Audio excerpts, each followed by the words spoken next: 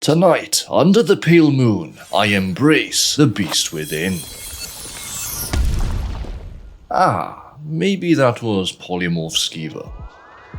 Skyrim gives us 34 greater powers, most of which I'm familiar with, but others I haven't even tried, and that's probably because most are absolute ass. But if you've watched my rankings before, you'll know that hidden among the trash, there are always a few treasures. So that's why today I'm ranking almost every once per day power in Skyrim from worst to best. Now, why do I say almost? Well, that's because there are 4 powers in Skyrim's files that we'll never actually be able to use without console commands: Dread Cloak, Omen of Warding, Polymorph Skeever, and Stop Rune. Which is such a shame, because who wouldn't want to become a frost-cloaked Skeever and yeet themselves off a cliff without taking any fall damage?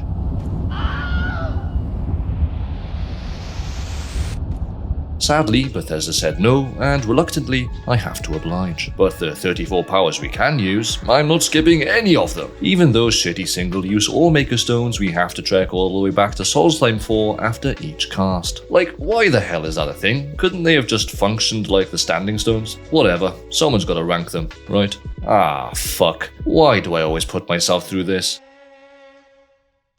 I rarely do F tiers in my rankings, 1 because I don't do tiers often, but 2 because usually stuff isn't this shit. Vampire Seduction is a stage 2 vampire power, so it's the strongest, yet all it does is calm creatures and people up to level 8 for 30 seconds. So it's basically the calm spell, but worse, since calm affects creatures and people up to level 9. Yes, we can boost Vampire Seduction with perks like Hypnotic Gaze and Kindred Mage, but that affects enemies up to a pathetic level of 16. That's like the first hour of the game, if you know what you're doing. Calm, on the other hand, a novice spell that we can get from the start of the game without having to deal with the downsides of vampirism, that can reach level 17 and can be used multiple times per day. Now, in its defense, if you can call it that, one additional feature of Vampire Seduction, as long as we have Dawnguard installed, allows us to feed on conscious people. But honestly, whoop-de-frickin-do. Was feeding on unconscious people difficult? No. So there you have it. A power that calms enemies, but somehow managed to personally enrage me. Impressive, really. Yep, we're still in the F tier, folks, so I'm either being extremely harsh here or incredibly accurate. I believe it's the latter, in my unbiased opinion. The Shadow Stone is a standing stone located just south of Riften, and that's all you need to know. I ranked these bad boys before, back in 2021. God damn! And it seems my opinion since then has changed, unfavorably. It's now the worst standing stone of the lot. It makes us invisible for 60 seconds. That's it. You want to know what else makes us invisible? Well, invisibility spells, potions, heck, even the perks in the fucking sneak tree. I could have easily have slotted this in last position, but I've given it a spot above Vampire Seduction because I prefer invisibility over calming. What do you know? Another I can't stand stone. The Tower Stone can be pretty neat if you're somehow shit at lockpicking. It lets us unlock any expert or lower level lock automatically once per day, and that sounds great if you're a novice, but we veterans know better. I see 3 alternatives: 1, the Skeleton Key, 2, the Unbreakable perk, and 3, which happens to be my favorite, the Safe Scum method. Fail to pick, and you can reload, you dick. So don't waste your only standing stone choice on this, there are far better options. Take a breather, wizards. We made it out of the F tier, but unfortunately it doesn't get much better, so you better brace yourselves again. Our first racial power belonging to the Wood Elves is next, Command Animal. The name basically says it all. Well, not quite actually. It should be called Command Animals, plural, not singular, because when activated, we can force multiple animals to become our allies for 60 seconds in a 75-foot radius. That means skeevers, wolves, sabercats, bears, frostbite spiders, mammoths, even Chorus and Bristlebacks are all affected. Dragons, however? Sadly not, even though I consider them animals myself, but I don't make the rules. Using it in locations where both animals and other types of enemies are present is huge because, like a friend's house cat that hasn't been fed for a couple of hours, which is already bordering the morbidly obese category, they will attack the hand that feeds them, or doesn't feed them in this case. From there, we can sit back and watch the show. The problem with this power, however, is that there is a better alternative, and where there are better alternatives, there are redundancies. The Dragon Shout Animal Allegiance does the exact same thing, but better. It calls all nearby animals in a 250-foot radius to aid us for 60 seconds on a 70-second cooldown. So almost as soon as it expires, we can use it again. It's also not tied to race, so even if we're those filthy-looking high elves, it's still all good. Ancestor's Wrath is the Dark Elf racial power, and it envelops us in a glow of fire for 60 seconds, dealing 8 fire damage per second to nearby enemies. It looks amazing, sounds amazing, even smells amazing, but let's be realistic here, it performs like shite. You know what else has a better effect? Flame Cloak, an adept level destruction spell we can pick up for free near Yizra's charred corpse just east of Dawnstar. Sorry, I just had to add that specific detail in there. We can even dual cast the damn thing to improve its range. Can't do that with Ancestor's Wrath. So again, it's a case of here's X, but Y does better, making X completely obsolete. Embrace the shadows, they said. I did, and what did I get? Invisibility and improved night vision for 180 seconds. I mean, like, come on. This is a stage 4 vampirism power. I've given up a lot to get to this point. Die, vampire! Let's start with the night vision, shall we? Unless you're running the darkest ENB known to man, night vision is just not necessary. Crank up your TV's brightness, crank up Skyrim's brightness, turn your lights off, close the blinds, and if all else fails, go get your eyes checked. If you really need to rely on night vision to see in this game, you should have gone to Specsavers. Now, invisibility. Well, 180 seconds is definitely a good duration, don't get me wrong, but as soon as we perform any action, it ends immediately, just like every other application of invisibility. So what I'm trying to say here is that it's not special in any way, which it should be, as we can easily substitute it for the invisibility spell or potion of invisibility. As soon as the invisibility ends, we can just cast it again, or chug another potion like it's Fortnite. I don't even play that shitty game, so I don't know why I use that reference, but that's literally the gist of it. And if you've got quarrels with what I've just said, feel free to try and find me. Guess what Shadowcloak of Nocturnal does? It makes us invisible. It lasts for 120 seconds, so you might be wondering why I've placed it ahead of the 180 second duration of Embrace of Shadows. But I have good reason, wizard, and that's because Shadowcloak of Nocturnal doesn't require us to be a vampire. I think that itself is better than 60 extra seconds of invisibility and the pointless night vision.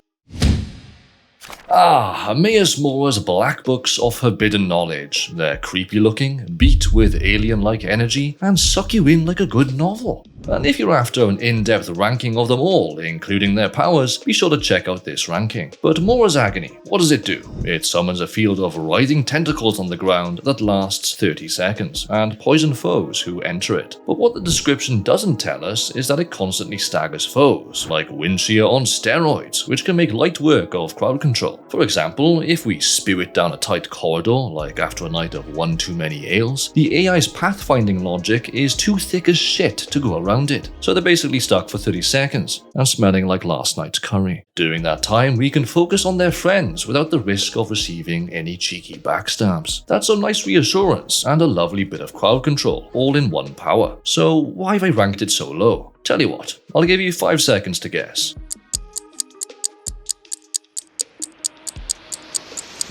Okay, time's up. And the answer? Mirak's Staff. My congratulations to you if you got that answer. Mirak's Staff literally does the same attack and can be cast multiple times in quick succession. So it's better, and if we run out of casts, we only need to fill it with a soul gem to continue the slippery carnage. You know, I'm actually surprised the top end of the D tier is where I've ranked our worst Allmaker Stone. Coming into this ranking, I was convinced most would be in the E and F tiers because of their shitty single-use power. But no, here we have Waters of Life, which heals everyone close to us, including ourselves, for 200 points. Now aside from its stupid single use, here's why it's average at best. The shitty thing about vanilla Skyrim is that we can't see our followers' health bar. I can because I'm running mods, so we have to kind of judge whether our followers are taking a battering and act accordingly with this power, because it would be a waste if we used it when they're at full health. So that's the first drawback. Secondly, this power is only really effective for those of us rocking followers or using summons. Yes, those 200 health points could save our own life, but do we lone wolves use grand healing over close wounds? I fucking hope not. That would be like taking a detour to your destination, using more fuel, costing you more money, and for absolutely no benefit. So if you want to get the most out of it, you best be rocking some goddamn followers. You made it into the C tier, wizards. That means things are about to get crazy average.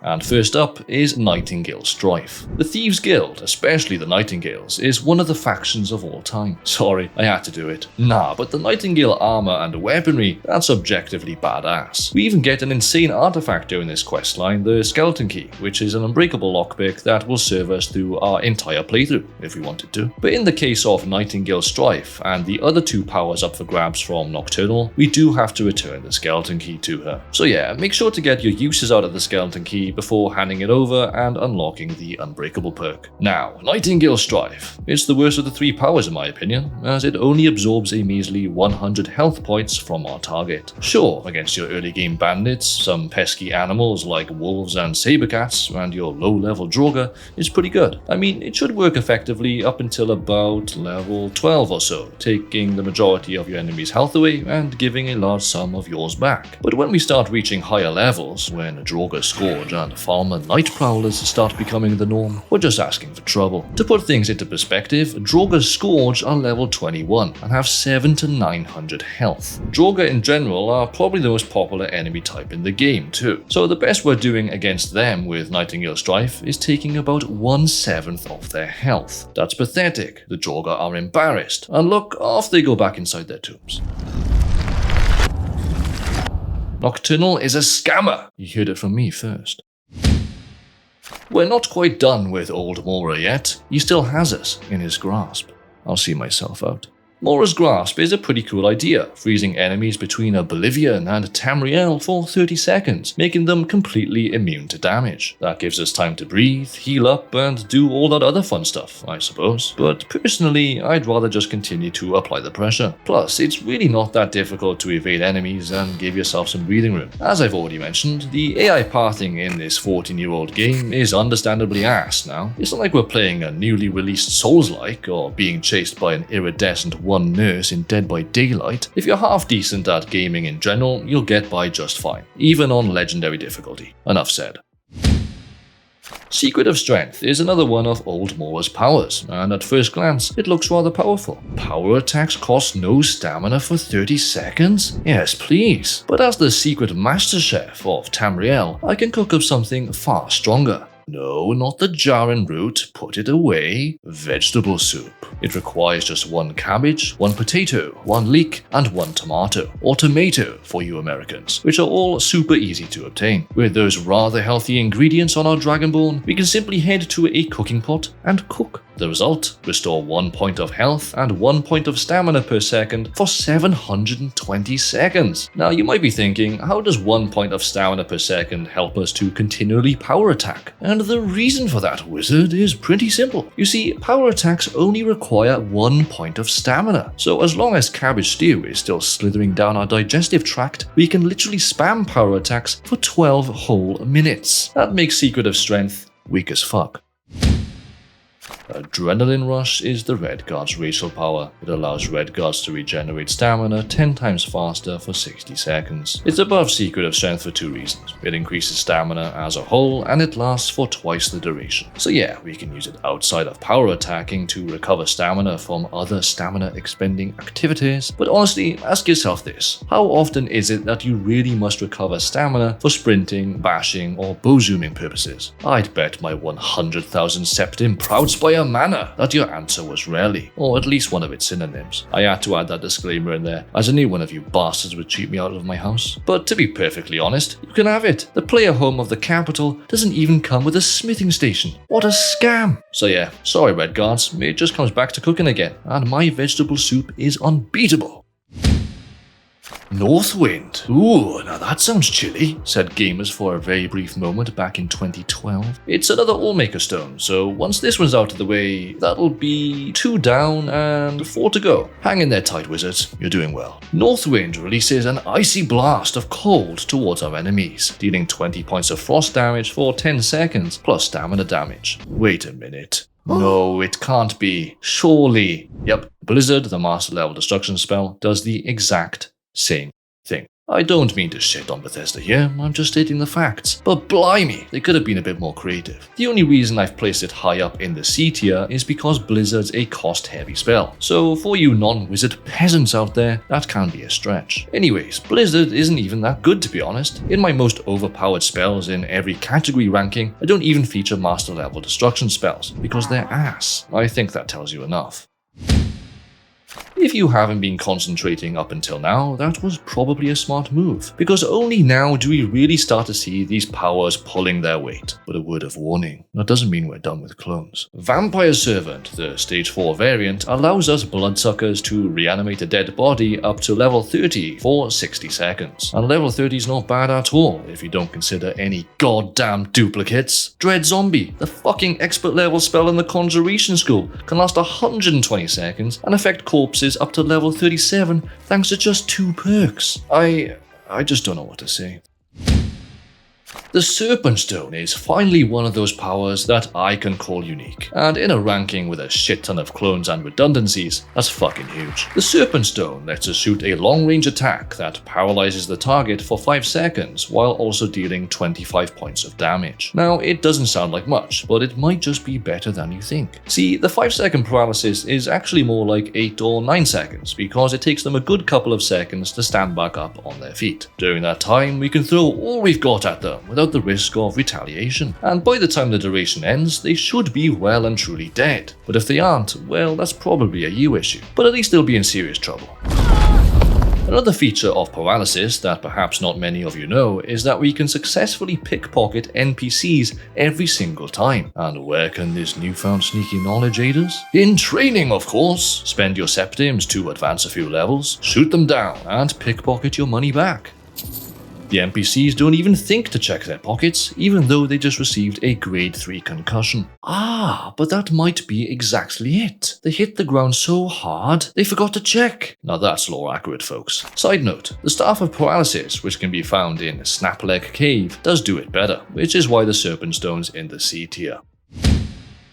Now when I first saw these creatures, I thought, wow, I can't wait to become one of those. But sooner or later, found out that we can't become one of those. And my reaction to that, as far as I can recall, probably went something like this. Wait, what the fuck? I mean, come on, we can become werewolves, even vampire lords, but a simple man-bear with a few claws is beyond us? Seriously? Thanks to the Beast Stone, we can still at least summon one of these fluffy fucks to fight for us for 60 seconds. And as you can imagine, they wreck house. Much like their brethren, the werewolves, they'll tear everything in their path, and their ability to swat enemies away like flies is pretty funny. But not only that, it gives us a huge advantage, as now we can dish out some pain before they stand back up.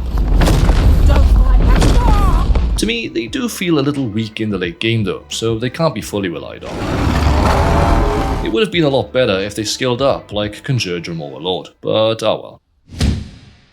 And here we have another summon, Spectral Assassin. This is the reward for completing Bound Until Death for the Dark Brotherhood. It summons the ghost of Lucien Lachance, a well-known assassin for the Brotherhood, to fight for us, and get this, until he's defeated. That's crazy good, on par with Deadthrall. But the reason I like this assassin isn't because he sticks around, it's because of his health. It ranges from 205 to 1270. That's an insane pool, and about the same as a Draugr Death Overlords. So while he might look a little bit on the skinny side, those robes are definitely hiding a sleeper build, a bit like me. So if you want a tank who's super aggressive and sticks around for the journey, you can't go wrong with Lucien. If I were a fan of followers myself, I'd definitely give him a chance.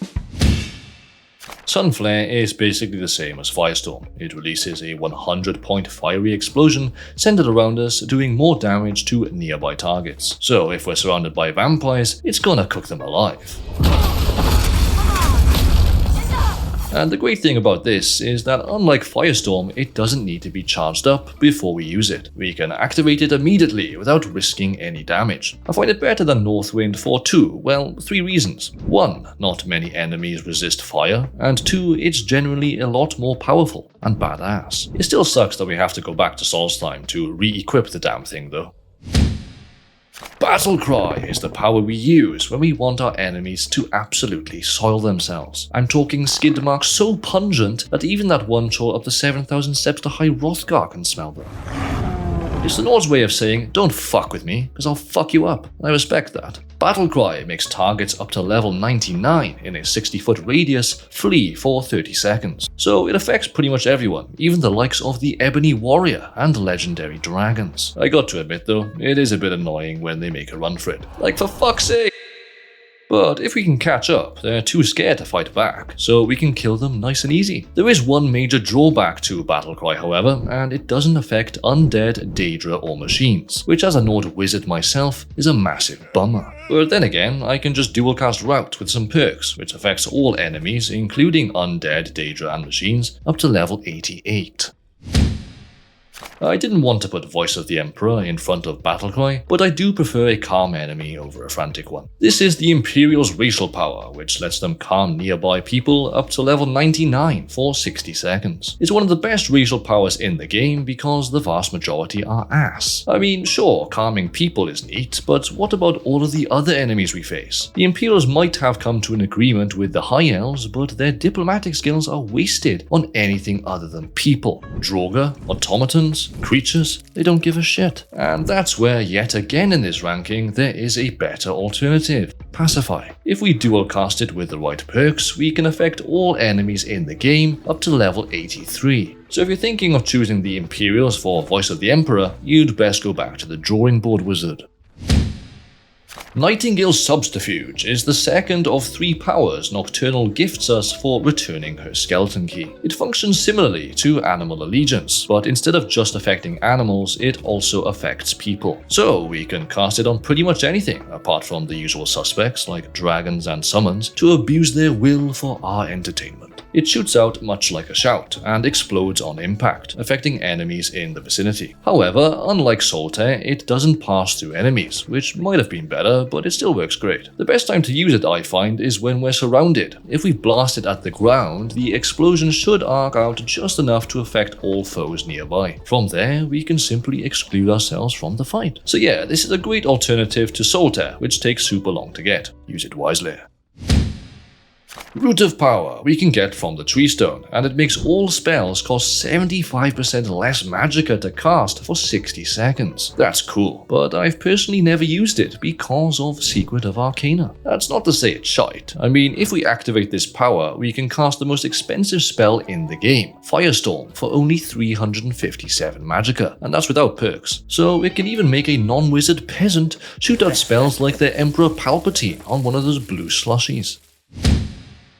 If you don't like the repetitive trek back to Solstheim, I don't blame you. But the next power, Bones of the Earth, marks the end of those single-use Allmaker stones. So from here on out, you can finally give your mangy feet a rest. When cast, we ignore 80% of all physical damage for 30 seconds. So it's basically identical to Dragonhide, but worse because Dragonhide benefits from perks like stability and dual casting, which increase its duration. Also, notice how it states physical damage and not just damage. That doesn't protect us against magic and spells and shit, Harry. So against mages, those mighty fine specimens, we're absolutely fucked. But an instant use power that doesn't take an age to wind up like Dragonhide can be useful in the pinch. It's definitely the best Allmaker stone in my opinion, but no Allmaker stone deserves higher than a B.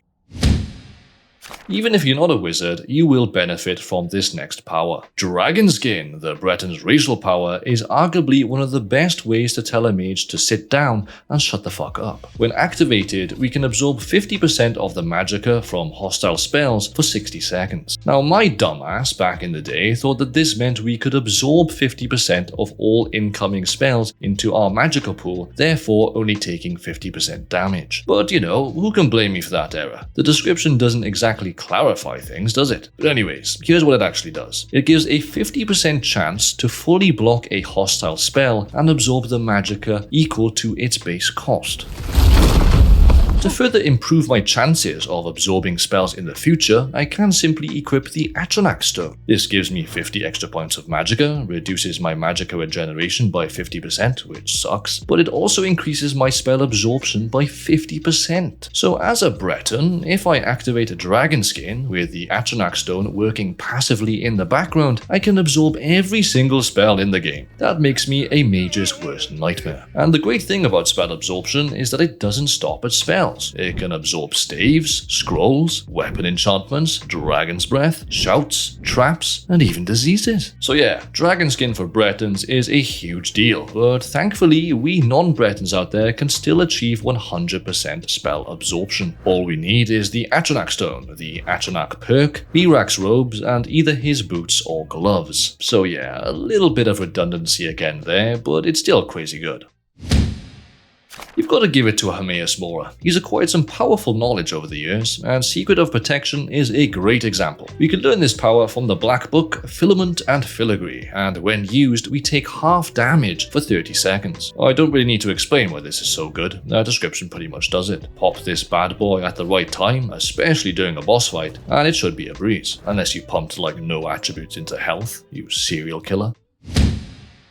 I bet you were winning for this one. Karstaag is one of the most powerful beings in the game. I mean, he's an undead, luminescent frost giant who stands at like 12 feet tall and has his very own throne room. He makes normal giants look like his undeveloped children. And although Mirac was the main boss of Dragonborn, I think we can all agree that Karstaag was way tougher. I mean, we already have, in part 3 of Skyrim's deadliest bosses ranked by the community. If you haven't seen that series yet, go check it out. Now, to acquire this power, summon Karstaag, we have to collect his skull from the possession of Raikling, place it on his throne, and kill the damn bastard. And as I've already mentioned, it's not an easy fight, and you will most certainly die. But once he's defeated, we can call him to our aid at any time. Now here's how he performs. This ghost giant comes in at level 90, has 4,000 health, 1,000 stamina, and 0 magicka. But we can forget about that magicka, he's all about swinging that club. But speaking of magicka, he can resist shock, completely resist frost, disease, and poison, but is slightly susceptible to fire by 25%. He also has this frost troll-like ability where his healing is fortified during combat. So if the enemy doesn't continue to attack him, he'll just recover. It's safe to say that if I was to do a ranking on the best summons in the game, which oddly I haven't yet, he would most likely come top. But with great power comes 3 summons. Yeah, because he's so goddamn powerful and can kill pretty much anything in his path, we only get to summon him 3 times. And look, that does make sense. Having him wherever and whenever we wanted would just make the game a breeze. But it would have been a very cool feature if we could have reacquired his power somehow. Like, what if he were unkillable, and whenever we run out of his summons, his life form returned to his throne room where we could face him again. But now he's even stronger. That would have most certainly given him an S tier.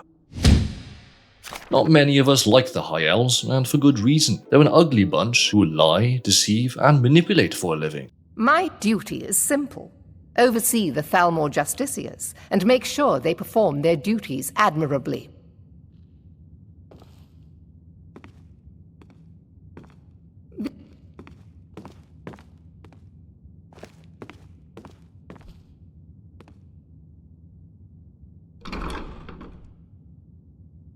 But we've got to admit, their racial power, Highborn, is the shit. Now you're probably wondering, just how fast are we talking, wizard? That description doesn't tell me shit. To that I say, great question, young apprentice. It regenerates 25% of their maximum magicka per second for 60 seconds. So in short, it's rather insane. It means we can spam spells continuously for 60 seconds without worrying about draining our magicka. That should pretty much end any fight we find ourselves in, and if it doesn't, then your aim's off.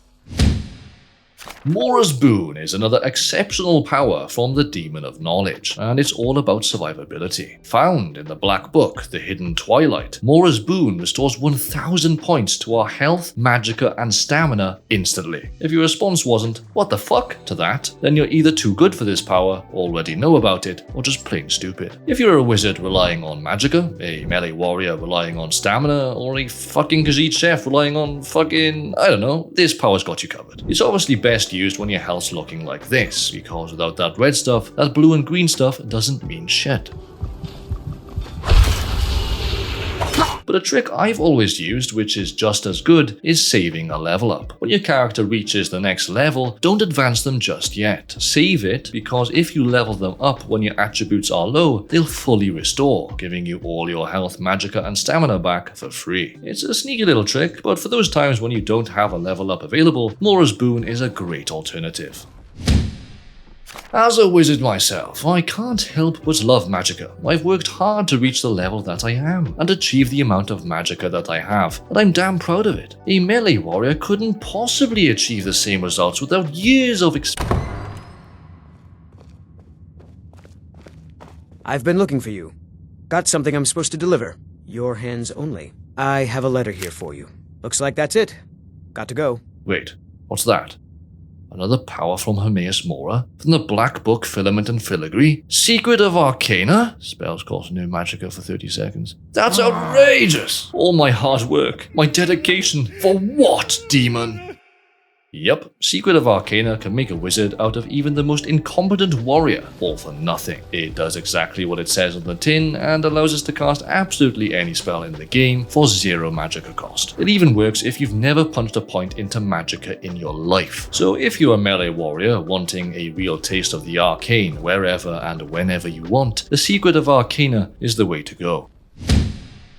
The Lizard Boys, aka the Argonians, are up next, and their racial power, Histskin, is quite absurd. It allows them to invoke the power of the Hist to recover health 10 times faster for 60 seconds. That basically makes them unkillable for the duration of the power, as long as they've got enough health. Why? Because as I learned in a business book, the bigger the investment, the greater the return. Think of it like a savings account. If you've got £100 in there at a generous return rate of 4%, you're earning an annual interest of £4, just enough to buy you a cheap pint from where I'm from. But if you've got £100,000 in there instead, a sum that I could only dream of earning, that £4 jumps all the way up to £4,000 per year. Now you're talking about an all-inclusive holiday to Bali with a few strippers on the side. That's a big difference, both financially and for your well-being.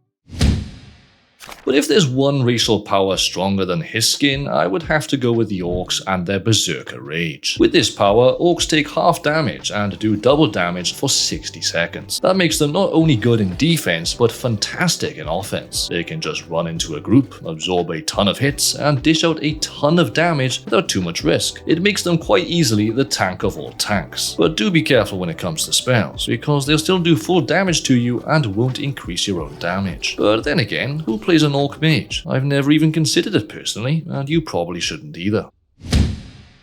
Now the Orc may be strong, but there is one beast that's even stronger, and that's the beast within. The ability to transform into a werewolf is offered to us by the companions, and it's a power that just never gets old. In doggy form, we can sprint super fast, jump pretty high, roar our heart out to scare the living shit out of our enemies, and absolutely maul their faces off with our 6-inch claws.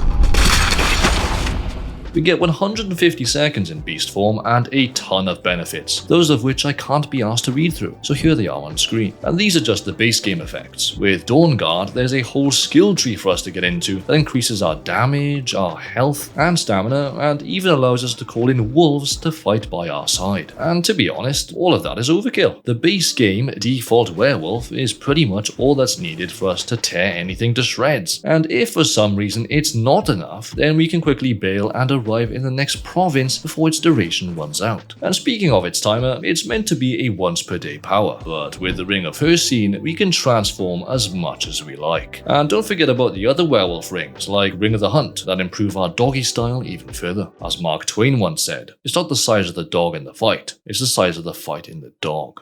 I don't know what relevance that has here, but there you go. Now after werewolf form, you might be expecting Vampire Lord to show up, and that would have been an S tier contender, but since it's categorized as a lesser power, it's not featured. Sorry bloodsuckers, but you'll have to wait for lesser powers ranked. Let me know if you'd like to see that next. Now probably no one saw this one coming in at the top, and if you did, then you've probably seen this video before. The Ritual Stone doesn't look like much, just a rock to be honest.